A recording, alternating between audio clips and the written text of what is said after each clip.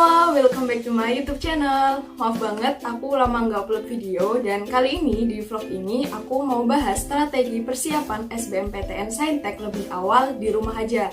Terutama nih buat kalian yang sekarang kelas 12 SMA. Mungkin yang belum kenal aku, namaku adalah Tamanisri Rina Lutfi. Aku mahasiswi kedokteran di PTN di Surabaya. Sebelum kita bahas tentang strategi persiapan SBMPTN, aku mau jelasin dulu nih kenapa kita harus persiapan SBMPTN lebih awal meskipun di rumah aja. So, let's go!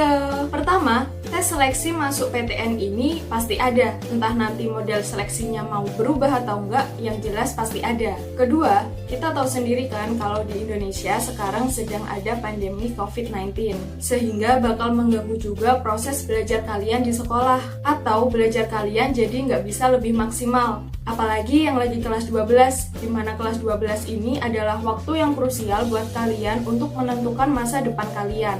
Ketiga, kelas 12 di SMA itu bahkan nggak sampai 1 tahun.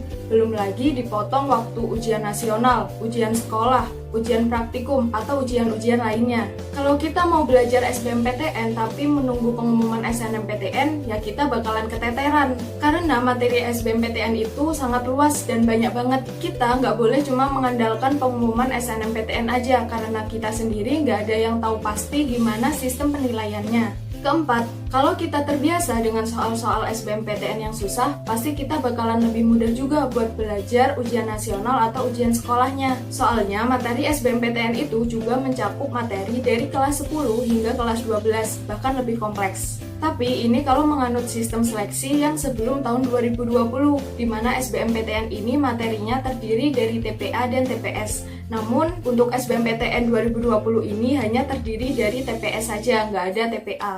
Jadi balik lagi bagaimana kebijakan untuk tahun depan. Kelima, pesaing dalam SBMPTN itu pasti meningkat. Dan pesaingnya itu nggak cuma berasal dari angkatan yang lulusnya bareng kalian aja. Jadi, aku mau sharing sedikit aja gimana sih strategi persiapan SBMPTN lebih awal meskipun kalian di rumah aja. Dan bakalan aku kasih tahu juga channel-channel di YouTube yang mungkin bisa membantu kalian buat belajar materi-materi SMA atau materi-materi SBMPTN. Jadi, langsung aja. Oke, mungkin dari kalian masih banyak nih yang bingung gimana sih start belajar SBMPTN. Saran dari aku yang paling penting nih buat kalian sebelum memulai semuanya, pastiin dulu kalian mau masuk jurusan di bidang Saintek atau Sosum. Soalnya sistem UTBK sekarang nggak ada lagi yang namanya campuran, jadi hanya Saintek dan juga Sosum. Tapi kurang tahu juga sih sistem tahun depan ini bakalan berubah kayak gimana lagi. Yang penting kalian siap dan yakin dulu mau milih Saintek atau Sosum. Nah, khusus di vlog ini, aku mau bahas strategi persiapan SBMPTN Saintek karena dulunya aku juga Saintek.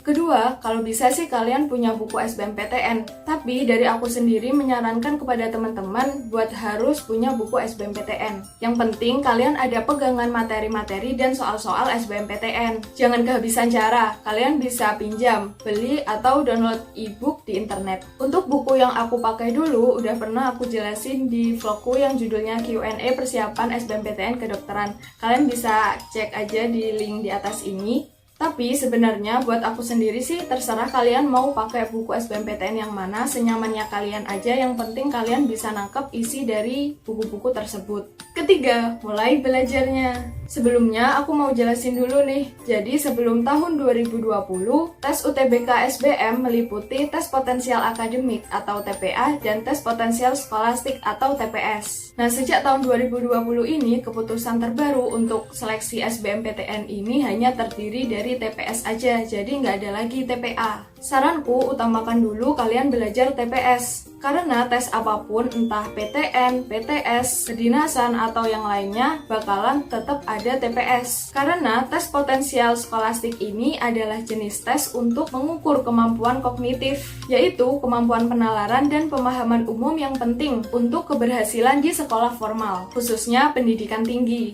Dan TPS ini adalah tipe soal yang sering banget kita remehin, karena kita tuh mikirnya gampang, padahal kita lagi dijebak soal. Jadi pelajari dulu materi-materi TPS dan tipe-tipe jebakannya kayak gimana. Semakin kita sering latihan, semakin terbiasa juga tentunya.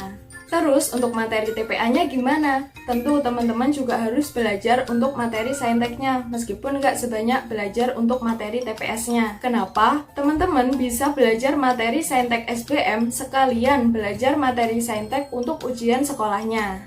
Buat gimana cara membagi waktu belajar TPS dan TPA-nya? Pertama, kalian perlu banget nih buat jadwal belajar. Misal, Senin Bahasa Indonesia, Selasa TPS, Rabu Bahasa Inggris, dan seterusnya. Mungkin kalian juga bingung nih, gimana sih cara bagi waktu karena kalian pasti juga mendapatkan tugas-tugas dan juga PR-PR dari sekolah kan? Aku kasih tahu. Jadi sehari itu kan ada 24 jam. Kalian sekolah misal dari jam 7 pagi sampai jam 3 sore. Terus kalian bisa tuh istirahat, mungkin 30 menit atau sampai 1 jam. Habis itu bisa tuh kalian kerjain PR atau tugas-tugas dari sekolah, misal selama 2 jam aja. Kalau PR atau tugas-tugasnya belum selesai dan kalian udah jenuh, kalian bisa tuh lanjutin kerjain PR dan juga tugas-tugasnya di esok harinya. Terus misal kalian tidur jam 10 malam, berarti ada sisa 4 jam kan? Dan nggak mungkin kalian gunain 4 jam itu buat main-main atau tidur-tiduran aja. Ayo diubah pelan-pelan kebiasaan kalian yang mungkin nih masih sering main-main atau nongkrong-nongkrong nggak jelas. Soalnya kalian tuh udah kelas 12. Main-mainnya kalian itu udah waktu kelas 10 sama 11 kemarin. Sekarang kita waktunya belajar serius untuk meraih cita-cita kalian, biar kita nggak nyesel nantinya. Jadi aku lanjutin lagi, dari 4 jam ini, kalian bisa tuh gunain waktu kalian 2 jam aja buat belajar SBMPTN. Kalian bisa mulai belajarnya dari materi kelas 10 SMA dulu. Kenapa harus memulai belajar materi dari awal? Ya karena pasti dari kalian udah banyak yang lupa materi-materi pas kelas 10 dulu. Dan biasanya soal-soal SBMPTN itu dari materi antar kelas 10, 11, dan 12 itu saling berkaitan. Makanya mulai dulu belajar dari awal sambil sekalian recall-recall materi. Nah dari 4 jam tadi kan udah diambil 2 jam tuh buat belajar materi SBM. Berarti masih ada sisa 2 jam lagi kan? 2 jam ini bisa kalian gunain buat belajar materi-materi sekolah untuk esok harinya atau belajar buat ulangan karena kalian juga harus mempersiapkan nilai rapot untuk SNMPTN atau jalur undangannya juga.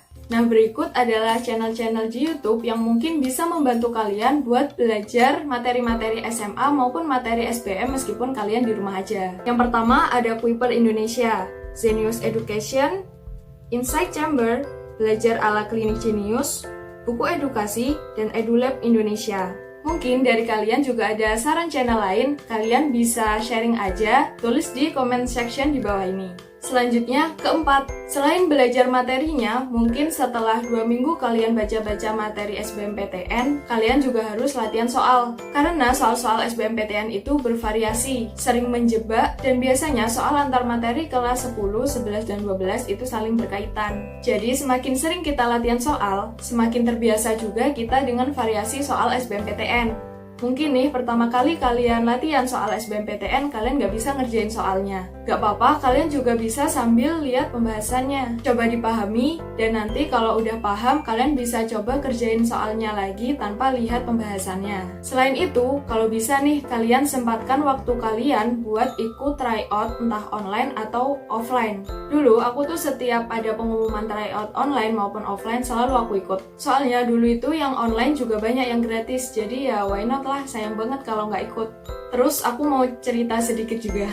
Kan dari dulu pilihanku kedokteran, otomatis kalau ada tryout gitu kan pilihanku juga kedokteran kan. Nah selama ikut tryout itu nilaiku nggak pernah lolos passing grade. Kalau dibilang minder ya pasti minder. Tapi karena nilai tryoutku yang pas-pasan waktu itu, aku jadi bisa perbaiki lagi materi apa yang aku masih belum bisa. Terus aku tambah lagi tuh waktu belajarku. Jadi misal nih kalau nilai tryout teman-teman masih belum sesuai harapan, gak apa-apa, gak usah sedih. Jadiin motivasi aja buat kalian biar kalian semangat lagi belajarnya. Strategi kelima, cari informasi sebanyak mungkin tentang seleksi masuk perguruan tinggi.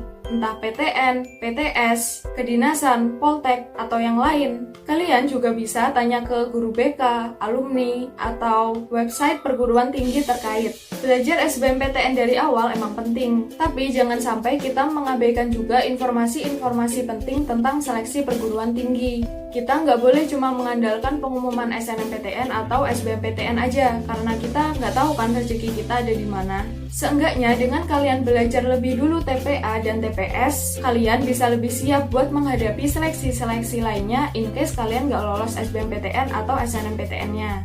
Strategi terakhir adalah istirahat. Jadi jangan terlalu memaksakan otak kalian buat berpikir terus-terusan. Kalian juga butuh waktu istirahat ataupun ya sesekali main-main bareng teman. Tapi main-mainnya juga jangan kebanyakan karena menurutku itu sangat membuang-buang waktu buat kalian yang kelas 12. Mungkin nih kalian mau ngumpul bareng teman, kalian juga bisa tuh sekalian belajar bareng. Atau karena sekarang lagi pandemi, kalian juga bisa tuh buat grup belajar di WhatsApp mungkin atau di Line atau media sosial lainnya. Intinya kelas 12 ini jadiin se-enjoy mungkin lah, biar kalian gak ngerasa tertekan tapi tetap fun dalam belajar. Jadi mungkin itu aja strategi dari aku. Mungkin kalian yang ada tips-tips atau saran lain buat belajar SBMPTN lebih awal, kalian bisa sharing aja pengalaman kalian di comment section di bawah ini ya.